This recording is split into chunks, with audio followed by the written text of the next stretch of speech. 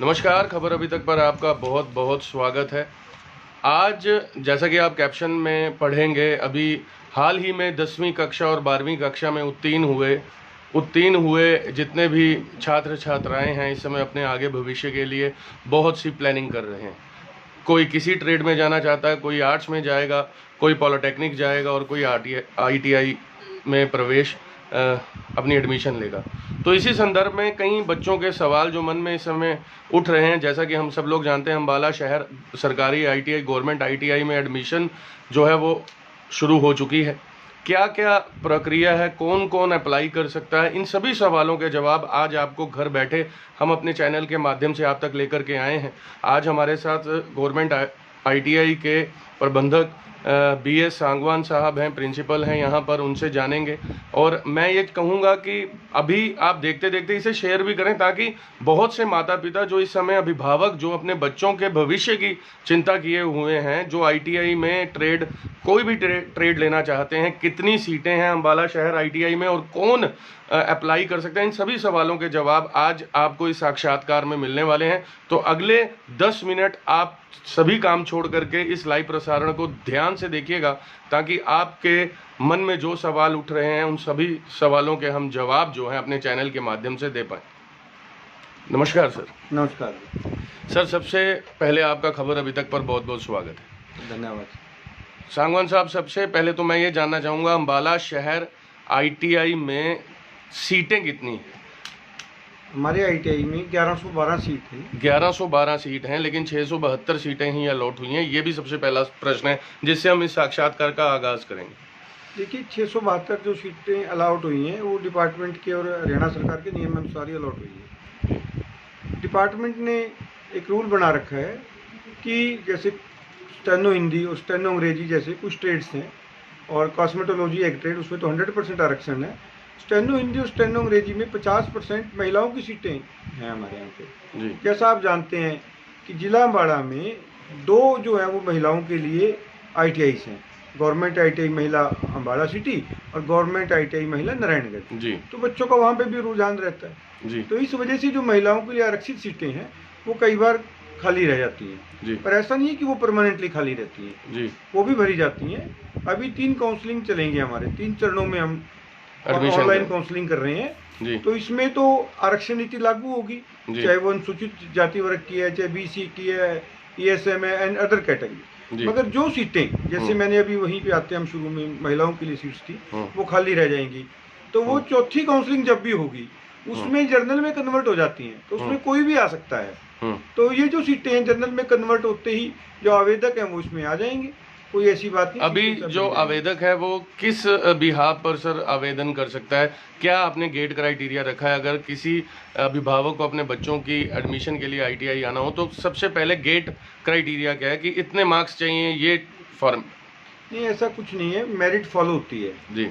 7 सितंबर से जो है ऑनलाइन काउंसलिंग में अप्लाई करना, एप्लीकेशन का सबमिशन का काम शुरू हो गया था, जो 4 अक्टूबर तक चला अभी तक। जी। तो जैसे आज उसकी मेरिट लिस्ट लगी है जी। अब जो नए आवेदन हैं वो नहीं आ पाएंगे, अब आवेदन नहीं आ पाएंगे जी। परंतु कई बार ऐसा होता है कि जब तीनों ऑनलाइन काउंसलिंग की जो तीनों चरण पूर्ण हो जाएंगे उसके बाद नए आवेदकों को भी मौका दिया जाता है जी। तो मेरी आपके सभी दर्शकों से आपके माध्यम से अपील है कि वो लोग जिन्होंने अप्लाई नहीं किया या किसी कारण से उनका छूट गया है, तो वो जब भी हमारा अगली डेट्स आती हैं, हम उसका आप लोगों के थ्रू, सोशल मीडिया के थ्रू, प्रिंट मीडिया के थ्रू, इलेक्ट्रॉनिक मीडिया के थ्रू फ्लैक्स लगवा करके जो भी हमसे संभव होगा प्रचार करेंगे, और करते हैं, अभी भी कर रहे थे।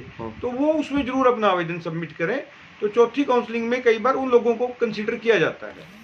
जब से ये सरकारी ITI में बहुत बड़े बड़े, मैं ये कहूँगा यहाँ से पढ़ कर के ऐसे भी देश की सेवा कर रहे हैं, बहुत से लोगों को मैं जानता हूँ, आप भी जानते होंगे, लेकिन चलन एक चला प्राइवेट इंस्टीट्यूट्स का, जो बड़े बड़े प्राइवेट इंस्टीट्यूट्स आए।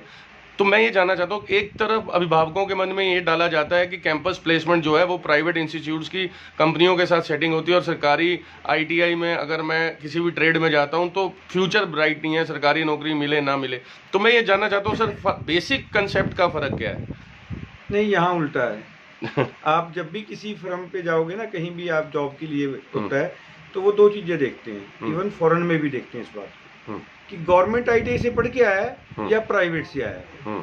तो पहली प्रेफरेंस हर एम्प्लॉयर की रहती है गवर्नमेंट आईटीआई। आपने जैसे कहा कि आप भी जानते हो शहर में बड़े बड़े लोग हैं जो इस आईटीआई से पढ़े हैं, ये बात बिल्कुल सच है। आप इंडस्ट्रियल एरिया में जाइए, विश्वकर्मा टूल्स है, उनके जो मालिक हैं वो भी हमारे, गुरचरण नाम है उनका, वो भी हमारे पुराने स्टूडेंट हैं। और दिमान इंजीनियरिंग प्रोडक्ट्स है, वो भी हमारे पुराने स्टूडेंट हैं। ऐसे कई लोग हैं जो हमारे स्टूडेंट हैं, उन्होंने अपने उद्योग धंधे लगाए, शहर को भी नाम दिया और इस संस्थान को भी बहुत मान सम्मान दिया। आईटीआई से पढ़े हुए बच्चे गवर्नमेंट में भी हैं, प्राइवेट में भी हैं।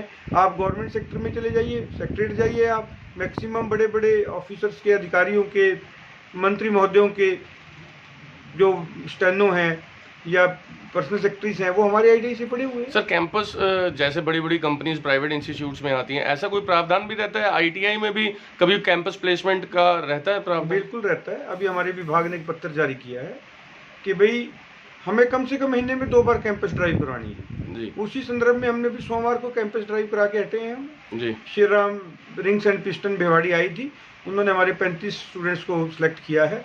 और इसी तरह से मैं आपको एक और बात बताता हूँ, डिस्ट्रिक्ट स्किल डेवलपमेंट एजेंसी गठित की गई है हरियाणा सरकार द्वारा। उसके चेयरमैन हमारे डिप्टी कमिश्नर महोदय है, उनकी अभी वीसी भी हुई थी, हमारे एसीएस सर ने ली थी। तो चलता रहता है प्रोसेस। उस एजेंसी का मेन काम यही है कि डिस्ट्रिक्ट में आइडेंटिफाई किया जाए कि अनएम्प्लॉयड यूथ को किस तरह की स्किल्स चाहिए जी। वही स्किल्स हम प्रोवाइड करवाएंगे। हरियाणा स्किल डेवलपमेंट मिशन भी उस पर काम करेगा। उसी तरह की स्किल्स के लिए सेंटर एस्टेब्लिश किए जाएंगे। उसकी बड़ी लंबी चौड़ी बात है, कभी फुर्सत से बिल्कुल मैं इस बारे में भी चर्चा हम जरूर करेंगे। मैं शॉर्ट में आपसे ये जानना चाहता हूँ सर, जैसे ट्रेड है, इलेक्ट्रीशियन और वेल्डर ही ज़्यादा जो है आईटीआई में सुने जाते हैं कि इलेक्ट्रीशियन वेल्डर, और कौन कौन सी ट्रेड हैं जिसमें और भी मतलब आने वाले समय में जो स्टूडेंट है जो अपना फ्यूचर बना सकता है, और कौन कौन सी ट्रेड रहती है? ऐसा है, इलेक्ट्रीशियन एक कॉमन है जी। क्या होता है कि हरियाणा सरकार के कई डिपार्टमेंट्स में, जैसे बिजली बोर्ड में एएलएम की पोस्टें निकली, नंबर ऑफ पोस्टें निकली, बच्चों को रोजगार मिला, सिलेक्शन हुई उनकी, उस वजह से इलेक्ट्रीशियन का चलन आ गया। सेम चीज़ आपने वेल्डर की कही कि उसकी रेलवे में और बहुत सारी जगह अप्रेंटिस प्लेसमेंट हो जाती है। मगर ऑटोमोबाइल में भी हमारा बहुत अच्छा रहता है, motor mechanic, vehicle, diesel mechanic. आप जानते हो जो जमाना है वो मोटर व्हीकल्स का है, इंडस्ट्री बड़ा फास्ट ग्रो कर रही है। अब आपको मैं एक उदाहरण के तौर पे बताता हूँ, आने वाला जो टाइम है वो आर्टिफिशियल इंटेलिजेंस का है जी। उसमें हमारे इंस्ट्रूमेंट मैकेनिक के बच्चे और इलेक्ट्रॉनिक्स के बच्चे बड़े कामयाब होंगे जी। जैसे आपकी जिला अम्बाड़ा में चले जाइए, बहुत सारी फाउंड्रीज हैं, फाउंड्री की यहाँ पे इतनी डिमांड है कि जिसके क्या कहने। हमने एमओयू किए, सबसे ज्यादा हमारे को फाउंड्री की ऑफर थी, परंतु थोड़ा सा अवेयरनेस की वजह से, अवेयरनेस कम है लोगों को, बच्चे उसको कम चूज करते हैं। मगर मैं लिख के भी देने को तैयार हूँ, अगर कोई बच्चा रोजगार करता है और वो फाउंड्री ट्रेड में दाखिला लेता है, उसको रोजगार मिलेगा, उसको नौकरी मिलेगी, उसकी फर्स्ट प्लेसमेंट करवाने की जिम्मेदारी भी हम ले सकते हैं। इसी तरह से हमारे पास एक ट्रेड है LOMM, litho offset minder machine, उसमें प्रिंटिंग का काम होता है। उसके हमारे 100% बच्चे प्लेस होते हैं, कोई ऐसी बात नहीं है। मतलब मेरा कहने का ये है कि आपको कि लगभग सभी ट्रेडों की एक सी वैल्यू है, बहुत सी अच्छी है, फिटर है, उनमें बहुत अच्छी डिपार्टमेंट। अब आप एक छोटी सी बात बताता हूँ, आप प्लम्बर की बात कीजिए, प्लम्बर एक बेसिक ट्रेड है जी। प्लम्बर का देश विदेश में इतना अच्छा प्लेसमेंट है, हायर एजुकेशन में भी है।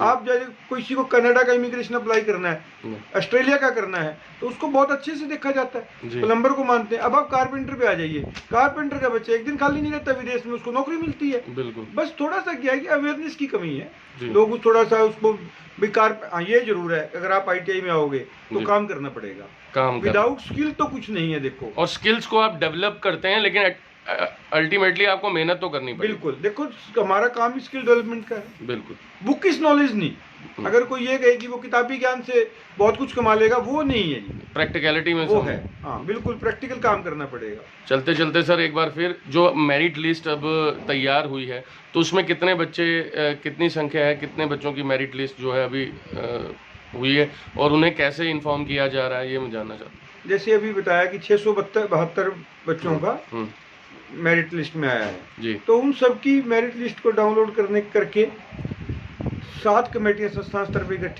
गठित कर दी गई हैं जी। और उसमें लगभग हमारे 40 से 45 कर्मचारी सुबह से लगे हुए हैं जी तो उन्होंने ऑनलाइन वेरिफिकेशन का काम शुरू किया हुआ है। जी जैसे ही बच्चे के डॉक्यूमेंट्स को हम यहाँ से जी अप्रूव करेंगे तो उसको एक एसएमएस चला जाएगा। जी एसएमएस जाते ही बच्चों को इन्फॉर्म होगा कि उसके डॉक्यूमेंट्स ठीक पाए गए हैं। जी उसका नेक्स्ट एक्शन क्या होगा, उसको फीस जमा करानी है। जी तो 590 रुपये उसको फीस देनी है जी और वो जैसे ही फीस जमा कराएगा तो उसके यहाँ पे हमारे पास इन्फॉर्मेशन आ जाएगी या लिंक आ जाएगा उसके आगे कि बच्चे ने फीस डिपॉजिट कर दी गई है। तो इमीडिएटली उसकी हम जो सीट है वो कंफर्म कर देंगे, वो सीट उसके लिए रिजर्व हो जाएगी। रफली अमूमन फीस कितनी रहती है सर आईटीआई में? आपने 590 रुपये, ये तो एडमिशन फीस हो गई। ये टोटली है, इसमें बहुत सारे चार्जेस हैं जी। हमारे यहाँ 15 रुपये ट्यूशन फीस है सिर्फ पर मंथ जी। और एडमिशन के टाइम पे हम 3 महीने की फीस लेते हैं जी। तो 45 रुपये हो गए जी। 120 रुपये हम बिल्डिंग फंड के लेते हैं जो वार्षिक होते हैं जी। तो टोटल कितने हो गए 45 और 120 165 हो गया आपका। और 30 रुपये पर महीना स्टूडेंट फंड है जी। तो ये हो गया आपका, मतलब जोड़ सकते हैं इसको। और 25 रुपये लाइब्रेरी फीस है और 300 रुपये सिक्योरिटी है बस। हाँ यही है, सब मिला के ये हम 590 रुपये तो मेल से चार्ज करते हैं और लड़कियों की फीमेल्स की यहाँ पे ट्यूशन फीस नहीं होती तो 45 रुपये माइनस हो जाते हैं तो वो 545 रुपये लगते हैं मुझे। बहुत बहुत शुक्रिया सर। चलते चलते कोई बच्चों के लिए मैसेज कुछ जैसे आप मैं बच्चों से यही अपील करूंगा कि जिन बच्चों का किसी भी कारण से अप्लाई करने का मौका चूक गया है वो अगर भविष्य में उन्हें मौका मिलता है, चौथी काउंसलिंग कोई आती है तो उसमें आवश्यक अप्लाई करें। और आईटीआई की आपको किसी भी ट्रेड में दाखिला मिलना है तो ट्रेड सोच के आप पहले से पहले कोई फोबिया तैयार ना करें कि ये अच्छी है ये बुरी है। ट्रेड बहुत अच्छी है और हम उन लोगों का मार्गदर्शन करने के लिए बैठे हैं। फिर भी किसी को क्या लगता है कि मुझे ये ट्रेड मिल रही है तो मौके पे हम उसको गाइड करने को तैयार हैं। उसको आईटीआई में जो इंफ्रास्ट्रक्चर है वो दिखाने को तैयार है, वर्कशॉप दिखाने को तैयार है। प्लस उस ट्रेड में जो पूर्व में बच्चे पढ़ के गए हैं, यहाँ से उन्होंने रोजगार स्थापित किया है यहाँ पे या कहीं पे वो नौकरी कर रहे हैं या कोई हायर एजुकेशन ले रहे हैं, उन लोगों के बारे में भी जानकारी प्रोवाइड करेगा संस्थान उनको, ताकि बच्चे की हम अच्छे से काउंसलिंग कर सके और उसको किसी भी दुविधा में ना रहे और कोई भी भ्रम की स्थिति पैदा ना हो और यहाँ पे दाखिला लेके अपना भविष्य उज्जवल कर सके। बहुत बहुत शुक्रिया सर। ये थे हमारे साथ BS सांगवान जी जो कि यहाँ के प्रबंधक हैं अम्बाला शहर आईटीआई, जो कि सरकारी आईटीआई आपने देखा। और ऐसे हम अलग अलग तरीके से प्रोग्राम लाते रहेंगे जिस कारण आने वाले जो युवा हैं उन्हें फ़ायदा पहुँचे, उन्हें कौन सी ट्रेड लेकर के लेनी चाहिए, कहाँ। और जैसे कि सर ने कहा कि हम उन्हें अपना आईटीआई का पूरा जो है। हाँ चलिए मैं एक आखिरी प्रश्न ले लूँ सर, कितनी सीट्स जिला अम्बाड़ा में कुल 4132 सीट्स हैं आईटीआई के अंदर जी। इनमें से 8 तो जो हैं वो गवर्नमेंट आईटीआई हैं जिनके अंदर है 2952 सीट्स जी। और प्राइवेट आईटीआई हैं 5 जी जिनमें 1180 सीट्स हैं जी। तो बहुत अच्छा इंफ्रास्ट्रक्चर है जी। और मेरा यही सबको बार बार कहना है कि आप कोई भी सीट खाली नहीं रहनी चाहिए हमारी, ज़्यादा से ज़्यादा आवेदन करें, इंटरेस्ट लें और जिस बच्चे को जहाँ एडमिशन मिलता है वो किसी और से बात करने की बजाय हमसे पूछताछ करे, संस्थान के लोगों से पूछताछ करे। किसी भी प्रकार का मार्गदर्शन चाहिए तो हम उसके लिए हर समय उपलब्ध हैं। बहुत बहुत शुक्रिया सर आपका। बहुत BS सांगवान साहब। और अगर किसी को और भी आईटीआई से संबंधित कोई जानकारी चाहिए वो हमें मैसेज कर सकता है। आप देखते रहें खबर अभी तक, क्योंकि खबर वही जो सत्य है। ऐसे प्रोग्राम हम लाते रहेंगे। आप अपने माँ बाप की सेवा ज़रूर करें, उनकी आज्ञा का पालन करें और किन्हीं 5 लोगों की मदद करने के बारे में सोचें और जीवन में एक पेड़ लगाने के लिए ज़रूर अपने आप को प्रेरित करें ताकि आने वाली पीढ़ी ग्लोबल वार्मिंग का शिकार न हो। अभी दीजिए इजाज़त। एक नई खबर के साथ एक नए स्थान पर मिलता हूँ कुछ ही पलों में। जय हिंद, जय भारत, धन्यवाद।